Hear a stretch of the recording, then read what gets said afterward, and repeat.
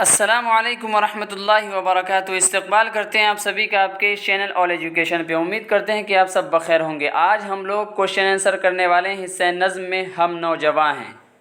ہم نوجواں ہیں، یہ چیپٹر نمبر 19 ہے اور اس کے رائٹر ہے پرویز شاہدی، اور پرویز شاہدی اس کے رائٹر ہیں۔ اور مختصر ترین سوالات میں سوال نمبر 1 ہے، پرویز شاہدی کی پیدائش کب اور کہاں ہوئی؟ پرویز شاہدی کی پیدائش 30 ستمبر 1910 کو پٹنہ میں لودھی کٹرا میں ہوئی، ٹھیک ہے۔ اس کے بعد کوشچن نمبر 2 ہے، کتنے سال کی عمر میں پرویز شاہدی کے والدین اس دار فانی سے رخصت ہو گئے؟ یعنی ان کے والدین کا، ان کے ماں باپ کا انتقال ہو گیا۔ پرویز شاہدی کے بچپن میں ہی ان کے والدین کا انتقال ہو گیا، ٹھیک ہے۔ اس کے بعد تیسرا سوال ہے، پرویز شاہدی کی اہلیہ کا نام کیا تھا؟ یعنی پرویز شاہدی کی بیوی کا نام کیا تھا؟ پرویز شاہدی کی اہلیہ کا نام فضیلت النساء بیگم تھا۔ اس کے بعد چوتھا سوال ہے، پرویز شاہدی کے کسی 2 شعری مجموعے کا نام لکھیے۔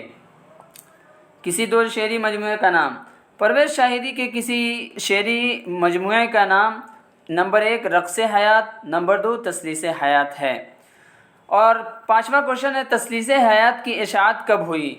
تو تثلیث حیات کی اشاعت آزادی کے بعد ہوئی۔ اس کے بعد مختصر سوالات میں سوال نمبر 1 ہے، پرویز شاہدی کی تصنیفات پر روشنی ڈالیے۔ یعنی کہ انہوں نے جو لکھنے کا کام کیا ہے ان پر روشنی ڈالیے، آپ کچھ لکھیے، ان کے بارے میں بتائیے۔ پرویز شاہدی کو شاعری اور ادب کا ذوق خدا کی طرف سے تھا، انہوں نے یعنی فطری طور پہ تھا۔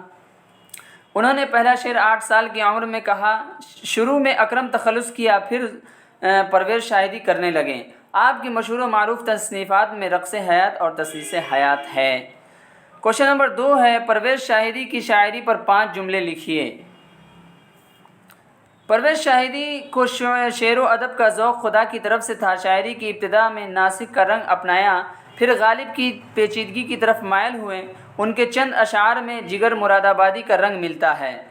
اس تقلیدی دور میں پرویز شاہدی اقبال اور جوش کے ساتھ بنگلہ کے مشہور شاعر رابندر ناتھ اور قاضی نذیر الاسلام سے بھی متاثر ہوئے، پربھاوت تھے۔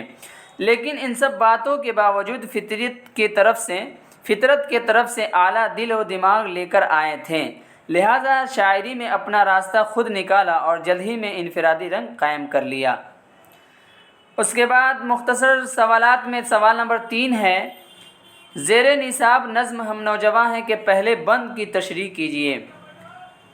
بند کیا ہوتا ہے وہ بھی ابھی ہم بتائیں گے آپ کو۔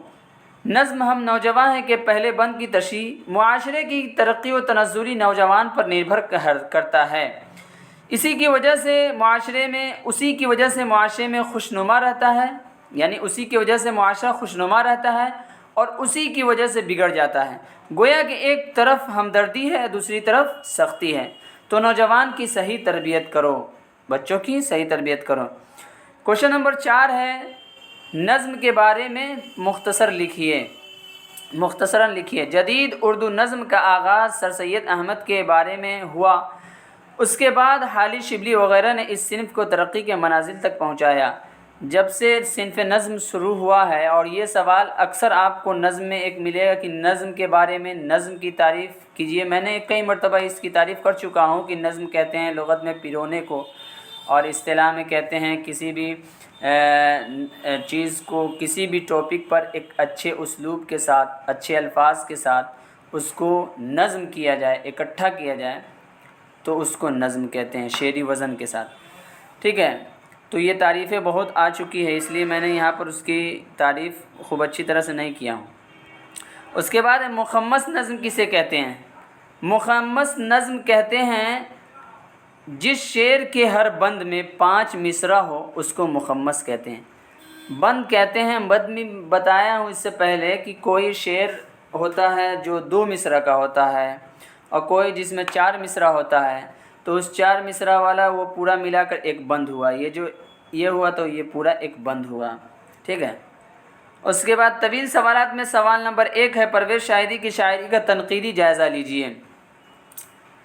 پرویز شاہدی کی شاعری کا تنقیدی جائزہ، وہ بچپن سے ہی شاعری کا ذوق رکھتے تھے۔ انہوں نے مارکسی نظام کا مطالعہ کیا، جس کی وجہ سے ان کی شاعری میں اشتراکیت کا رنگ آ گیا، لہذا شاعری میں اپنا راستہ خود نکالا اور جلد ہی میں انفرادی رنگ قائم کر لیا۔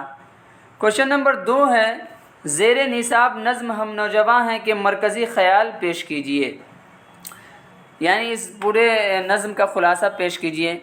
یہ ایک جدید نظم ہے، اس میں شاعر نے موجودہ دور کے نوجوان کے جذبات کی ترجمانی کی ہے۔ نوجوان معاشرے میں کیا چاہتا ہے، ان تمام اندرونی کیفیات کو شاعر نے اس نظم میں سمویا ہے۔ جس طرح بچے اپنے پسندیدہ چیزوں کو حاصل کرنے کے لیے ضد کرتے ہیں، ٹھیک اسی طرح جوانی کے جوش و جذبات ہوتے ہیں اور اپنی ہر پسندیدہ چیز حاصل کر لیتا ہے۔ اس کے بعد کوشچن نمبر 3 ہے، خالی جگہوں کو بھر کر مصرع مکمل کیجیے۔ دیکھیے مصرع کہتے ہیں، یہ ایک مصرع ہوا، مصرع کہتے ہیں پٹ کو، یعنی جیسے دروازہ ہوا تو دروازہ کے دونوں پٹ کو، یہ ایک مصرع یہ دوسرا مصرع، تو دونوں مصرع ملا کر ایک شعر بنتا ہے، ٹھیک ہے، یہ دونوں مصرع ملا کر ایک شعر بنتا ہے۔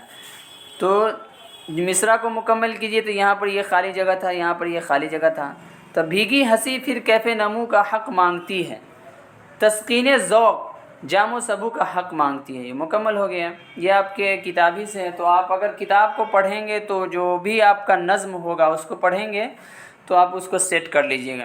چلیے امید کرتے ہیں کہ یہ کوشچن آنسر آپ کو سمجھ میں آ گیا ہوگا۔ پھر ملتے ہیں ہم دوسرے سبق کے ساتھ، تب تک کے لیے اللہ حافظ۔